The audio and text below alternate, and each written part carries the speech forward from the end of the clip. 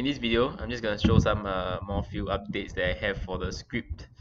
So first of all, if you remember the last time, I did some exception checking for the courses that have no timing inside. So I realized that if I put it in this if statement, it will get very long. So what I did instead was I separated it into another else if that so includes the course title. So I have this array called courses without time. So I can add to this array up here when I need to. So courses without time. So I have a list of courses that have no timing here, and I will set a time for them specifically.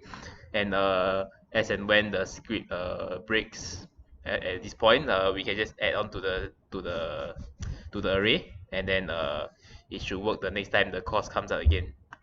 Okay, so the next thing that I did is because although Google Apps Script has alerts for failed scripts, I think the failed scripts are based on a time basis, so maybe hourly or daily.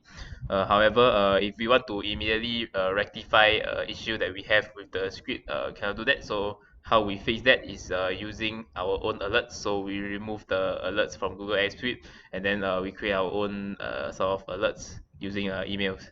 So how we do that is using try catch. So if you can see down here, I have this try catch block here. So my try block is here, and then my catch block is below here.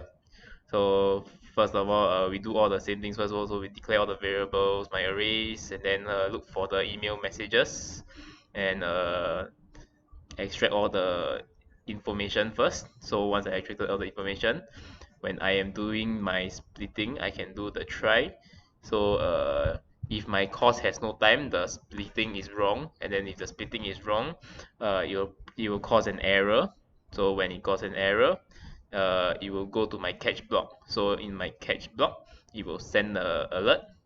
So for the alert, I am just logging the error detected stopping script here to tell me that the script is stopping, and then I use the Gmail app send email to send an email to myself to alert that unable to process my course event, script is unable to process the order, and then I get the order number, and then ask the receiver to verify all orders in the past hour, because this script runs all the emails, all the order emails in the past hour. So if there are multiple emails, for example, in the one part in the last past hour, and then the script fails at the first email, the rest of the emails won't be processed as well. So we need to make sure that all the emails that have came in the past hour have the events created.